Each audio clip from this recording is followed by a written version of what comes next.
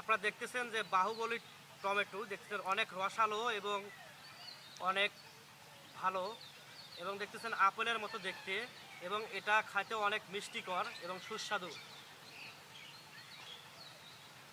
আলহামদুলিল্লাহ, অনেক সুস্বাদু এই ফলটি।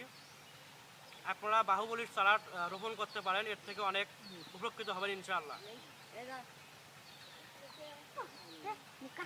আসলে অনেক মজাদার এই টমেটো, বাহুবলী টমেটো। যে এই জাতটা কি জাত টমেটোর? দাদা, এটা বাহুবলী জাত। এটা এনার কাছ থেকে শুনলাম যে বাহুবলীর জাত।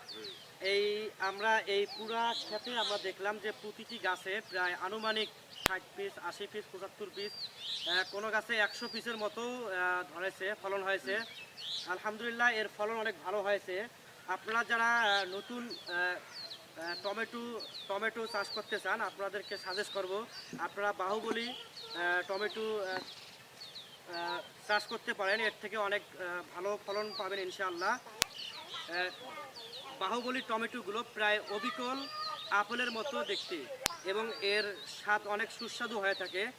এবং আপনারা রোপণ করলে অবশ্যই বাহুবলীর চারাগুলো রোপণ করতে পারেন, এর থেকে অনেক ফায়দা হবে ইনশাআল্লাহ, এবং এর থেকে অনেক আর্থিকভাবে সচ্ছলতা বৃদ্ধি হবে ইনশাআল্লাহ।